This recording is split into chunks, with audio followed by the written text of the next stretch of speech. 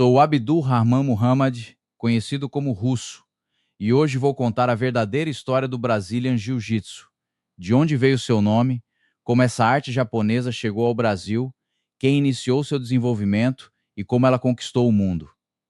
Quando se fala em jiu-jitsu brasileiro, muita gente resume tudo em uma frase. Mitsuyo Maeda ensinou Carlos Gracie, a família Gracie modificou a arte e nasceu o Brazilian Jiu-Jitsu. Essa explicação não está totalmente errada, mas é incompleta. A história real envolve o antigo Jujutsu japonês, o judô criado por Jigoro Kano, lutadores japoneses que viajaram pelo mundo, a família Gracie e também outras linhagens brasileiras que ajudaram a construir essa arte. Primeiro, vamos entender o nome. A palavra japonesa Jujutsu pode ser traduzida como arte suave, técnica flexível ou arte de ceder. Mas isso não significa ser fraco. A ideia é utilizar alavanca, equilíbrio, ângulo e o movimento do adversário para vencer alguém que pode ser maior ou fisicamente mais forte. A escrita Jiu-Jitsu é uma forma antiga de colocar a palavra japonesa no alfabeto ocidental. Atualmente, a romanização mais próxima seria Jujutsu. Porém, no Brasil, a grafia Jiu-Jitsu ficou popular e tornou-se parte da identidade da modalidade. Durante séculos, diferentes escolas japonesas ensinavam técnicas de projeção, imobilização, estrangulamento, chave articular, golpes e defesa pessoal. No final do século XIX, Jigoro Kano estudou algumas dessas escolas e, em 1882, criou o Judô Kodokan. Kano retirou ou limitou técnicas consideradas perigosas demais para o treinamento frequente, organizou um método educacional e valorizou a prática contra a resistência. Seu sistema possuía luta em pé e também luta no chão, chamada Newaza.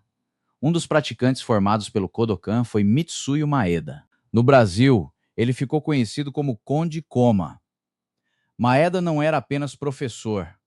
Ele viajou por diferentes países fazendo demonstrações e enfrentando lutadores de vários estilos. Por isso, sua forma de lutar também foi influenciada pela experiência prática adquirida nesses desafios. Fora do Japão, o sistema de Kano ainda era frequentemente anunciado como Kano Jiu-Jitsu ou simplesmente Jiu-Jitsu. Por isso, os jornais brasileiros apresentaram Maeda como professor de Jiu-Jitsu, embora ele fosse um representante do Judô Kodokan. Maeda chegou ao Brasil em 1914 e passou por diferentes cidades realizando demonstrações. Mais tarde, estabeleceu-se em Belém do Pará. Em 1917, o jovem Carlos Gracie assistiu a uma demonstração de Maeda no Teatro da Paz e começou a aprender com ele e com pessoas ligadas ao seu grupo. Carlos percebeu que aquelas técnicas permitiam controlar um adversário fisicamente mais forte. Depois, transmitiu o que aprendeu aos seus irmãos, entre eles Osvaldo, Gastão Júnior, Jorge e Hélio Gracie. Em 1925, Carlos e seus irmãos iniciaram uma academia no Rio de Janeiro. A família não se limitou a repetir exatamente o que havia recebido. Eles treinaram, testaram técnicas, organizaram métodos de ensino e deram cada vez mais importância ao controle no chão, ao uso da guarda e às finalizações. Hélio Gracie tornou-se um dos principais nomes desse desenvolvimento.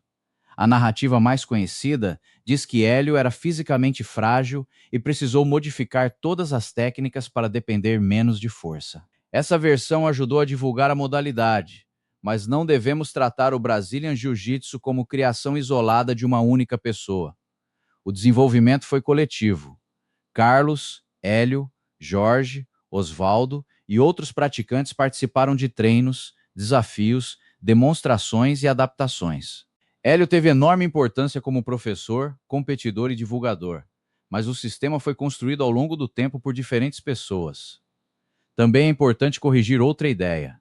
O jiu-jitsu brasileiro não nasceu somente dentro da família Gracie. Outros japoneses, como Soshihiro Satake e Geo Omori, ensinaram luta no Brasil. Outra linhagem importante passou por Luiz França Filho e chegou a Osvaldo Fada. Fada abriu sua academia no subúrbio do Rio de Janeiro e ensinou pessoas que estavam fora dos círculos sociais normalmente atendidos pela Academia Gracie. Sua escola tornou-se conhecida pelo uso eficiente das chaves de pé. Em 1951, seus alunos enfrentaram representantes da Academia Gracie e conquistaram resultados importantes. Isso mostra que a história do jiu-jitsu brasileiro possui mais de uma raiz. A família Gracie teve um papel central e incomparável na divulgação da modalidade, mas não foi a única responsável por seu desenvolvimento. Nas primeiras décadas, os desafios eram parte fundamental dessa história. Os praticantes enfrentavam boxeadores, capoeiristas, lutadores de luta livre e representantes de outras artes marciais.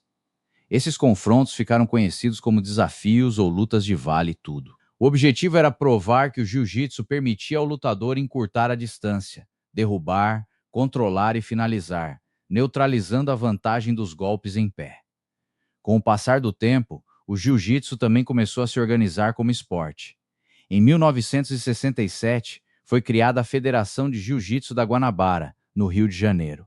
Regras, categorias, pontuações e graduações começaram a ser padronizadas. Posições como queda, passagem de guarda, montada e controle das costas ganharam valores definidos. A finalização continuava sendo o objetivo máximo, mas agora também era possível vencer uma luta por pontos. Esse processo fortaleceu dois caminhos que continuam existindo até hoje: o jiu-jitsu voltado para a defesa pessoal e vale tudo, e o jiu-jitsu esportivo, desenvolvido para competições. Nas décadas seguintes, nomes como Carlson Gracie, Rose Gracie e muitos outros professores ampliaram os métodos de treinamento. O jiu-jitsu passou a incorporar preparação física, estratégias de competição e intercâmbio com judô, luta livre e wrestling. Mas a grande explosão mundial aconteceu em 1993. Rorion Gracie e o empresário Art Davie participaram da criação do primeiro Ultimate Fighting Championship, o UFC 1, realizado em 12 de novembro de 1993, nos Estados Unidos.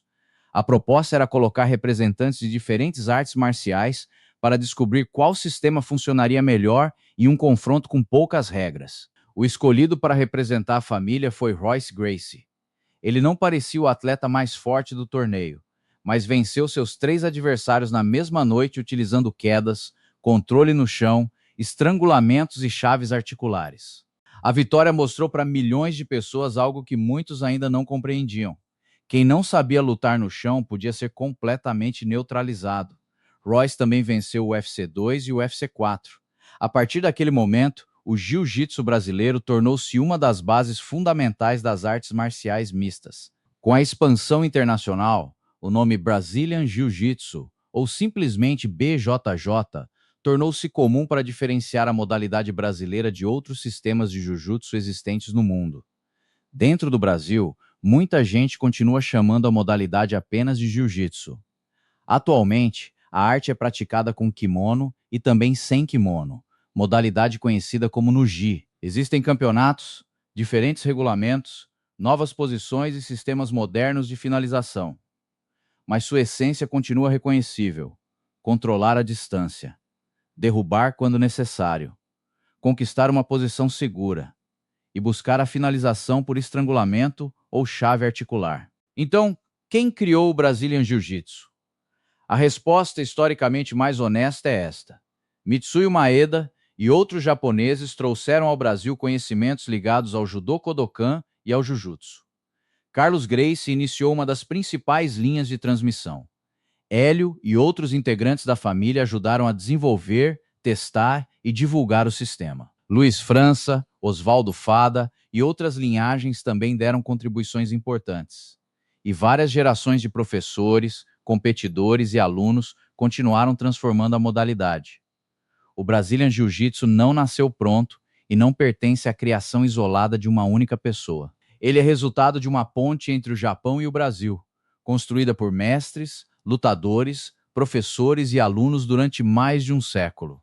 Uma arte japonesa encontrou terreno no Brasil, ganhou novas estratégias, desenvolveu uma identidade própria e depois voltou ao mundo completamente transformada.